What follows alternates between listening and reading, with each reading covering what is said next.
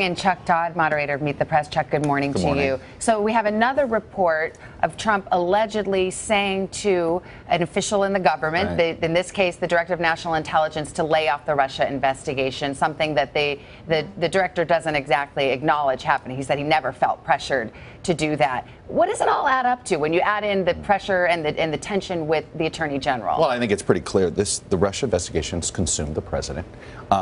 On every level. Look, the report about the director of national intelligence, Dan Coates, it was more than just that.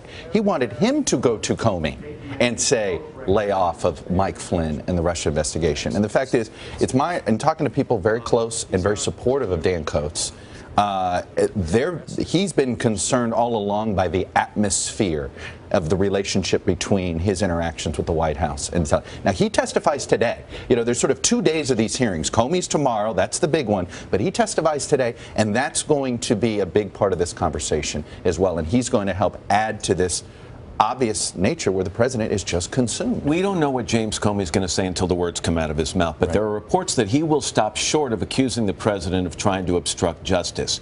Might we fall into a situation here, Chuck, where we're talking about the legal definition of obstruction versus the emotional definition of obstruction? Well, yes. It's why obstruction of justice charges are so hard to make hold on this point. But the fact is, all of the circumstantial evidence here says the president is trying to do everything he could to stop this investigation for one reason or the other. We don't have the motivation behind it just yet, but for one, and he's asked people to step in multiple times. Yes, James Comey's going to have to explain why, if he was so concerned to write a memo, that he didn't take it to his superior, in this case, either the Attorney General or the Deputy Attorney General. But I'm sorry, we're in a crisis here, I think, as a country with our institutions. If the reasoning is what the director of the FBI has supposedly said, that he didn't know who to trust at the Justice Department, if we're in a situation where the director of the FBI can't trust his superiors, now you have that superior offered his resignation to the president. Where are we here?